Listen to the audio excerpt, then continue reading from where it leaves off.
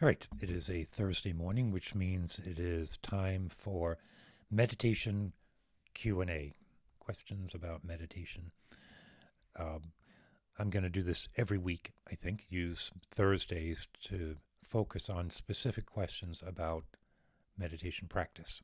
I talk about meditation a lot in my other videos, um, usually in the context of projects or aesthetics or art or music, or what that interplay is between um, like a musical experience and what it is to be kind of broadly human, and the language of meditation. I use it a lot, so I think it's worth taking time and really setting aside all the other stuff and just talking about the foundations of meditation practice. So there's a lot of different types of meditation practice. There's visualizations, there's chanting, um, there's seated practice where the mind is allowed to be entirely open in awareness, right? Truly letting it go. And then there's, uh, okay.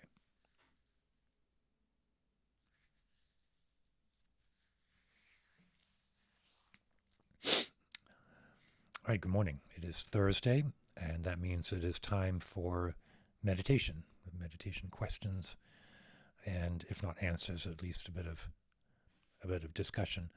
Um, I'm going to do this every week, take Thursday mornings and focus on just meditation, right? Kind of set aside all the other uh, aesthetics or art or all the other aspects of this channel, which really are fed um, by my meditation practice.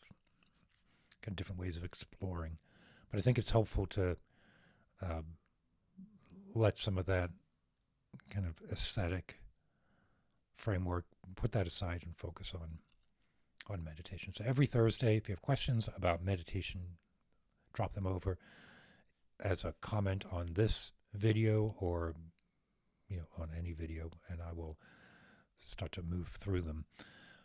Not sure how many I'll get to in a 10 to 15-minute video. I do have a tendency to wander on a little bit. Um, but the question today uh, is short and actually quite potent. The question is it okay to want something? Is it okay to want something? So I think where this question is coming from is the language that we use in meditation around non-attachment. And so um, the the foundation of meditation is the mind of non-distraction. A non-distracted mind is a mind that does not follow the thoughts as they arise. Right? It is not a mind that is free from thought, but it is a mind that is free from the distraction of the thoughts. And distraction is attachment, or rather, attachment is distraction. If I am sitting, then let's say that the practice is to follow the breath, which is a very traditional, very foundational practice. If you can pay attention to the breath while all other experience and phenomena is going on around you, that is sort of table stakes for the stable mind. And eventually the focus on the breath is let go. The breath becomes another object in the field of awareness. Eventually, even the sense of the meditator let go and doesn't vanish, but becomes another appearance within that field of awareness.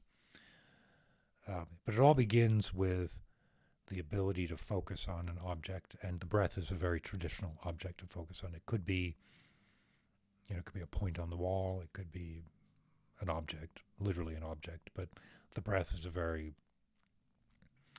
very good, um, very accessible object. Okay, so if I'm sitting here and I'm breathing and I'm observing the sensation of breath, whether that's through my nostrils or in my belly, whatever the point is, the point of attention, myriad thoughts flutter by. Most of them too small to even call trivial, right? Like the kind of muttering that goes on in the mind. Sometimes a great realization appears, right? But in this practice, we aren't trying to cultivate those realizations. We aren't looking to capture them or get up and journal them. The practice is to stay equanimous and stable. But let's say while I'm doing that, I suddenly realize that I'm anxious about work, which actually often happens to me because I meditate first thing in the morning, and I know that within an hour I will have set aside my meditation practice and I'll be at my desk and I'll be online working. And I can easily get wrapped up in the anticipation of that. And minutes can go by and I'll realize, oh, I am not, right? That moment of realizing, I'm actually not paying attention to the breath. I have been entirely captivated by that breath, by that idea, by that thought. So I return to my breath. I let go of the thought. I become unattached to the thought. The thought itself hasn't gone anywhere. I haven't killed it. I haven't told it to go away.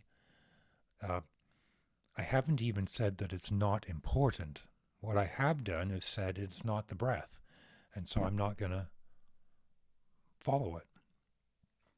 Okay, so that idea of non-attachment to the thought during practice can be extrapolated out to our emotions, for example. Emotions are very powerful. They're very beautiful. Without exercising energy, though, our emotions will arise, do its thing, and then go on. How long will your emotion stay if you don't put energy into it? So again, that's a non-attached view of an emotion.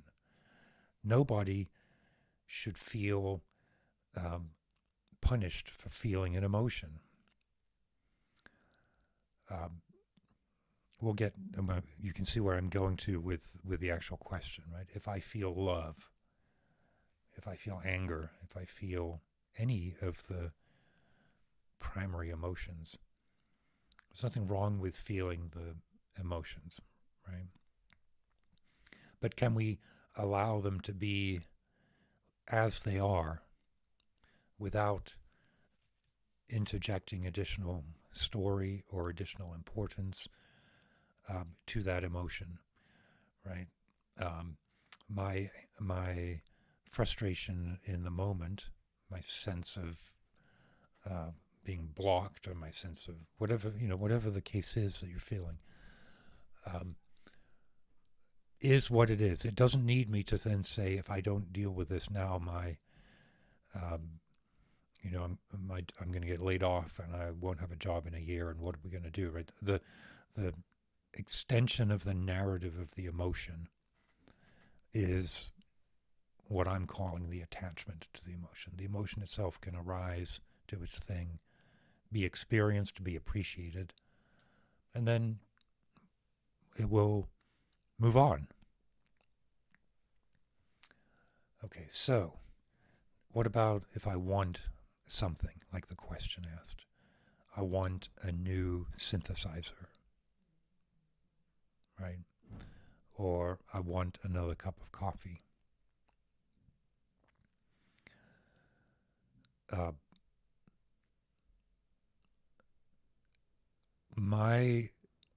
What I'm trying to articulate here then is, if the desire for those objects, the coffee or the synthesizer, is clear, then at that point it isn't wanting anymore. It is aspiring or maybe it's necessary, or it is simply a pleasure that can be participated in. So I think the answer to the question, is it okay to want something? You want to disambiguate the attachment from the aspiration. And I'm going to say that wanting is a conglomeration of an aspiration with a narrative. And the narrative can push us around so that we do things that we think we want, but that we don't really. We can act from lust or greed or ignorance about what we really need. What is our aspiration really about?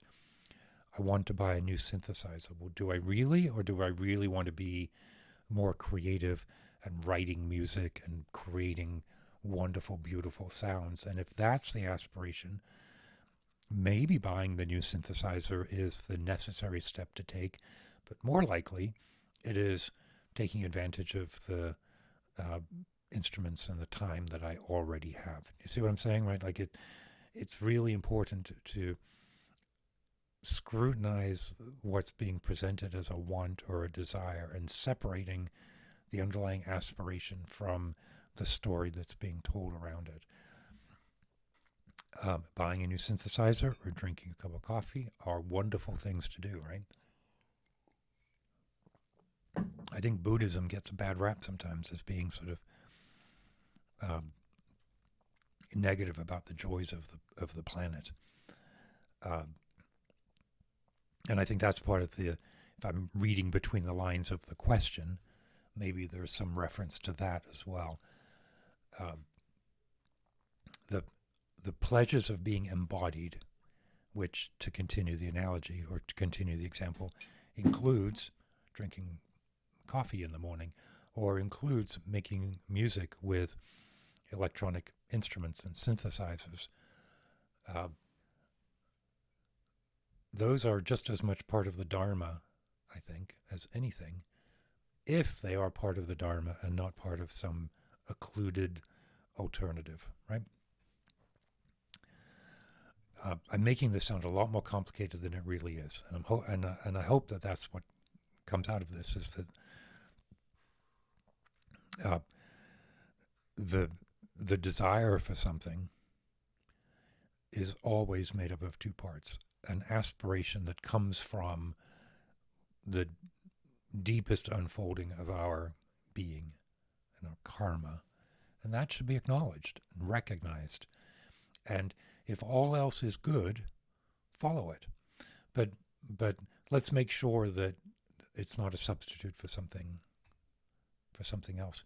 I think that's entirely within the context of meditation and Buddhism. And in fact, the practice of sitting helps that disambiguation, because we learn what it is on the cushion to see a thought and separate it from the story about the thought. And that process is exactly what we do, whether it's about a thought or an emotion or a thing or an event or a person.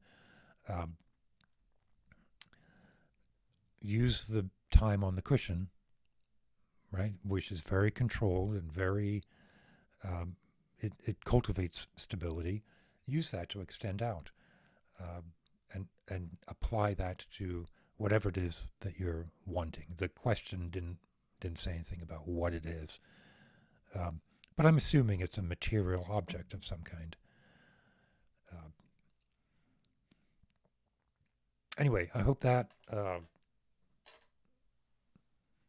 was helpful, and please dialogue, right? Use the comments to ask your own questions, to challenge anything that I've said, right? To come up with your own. I'd love to hear what your thoughts are about what it is to want something and if it's okay. Right? All right, good. Keep your wits about you.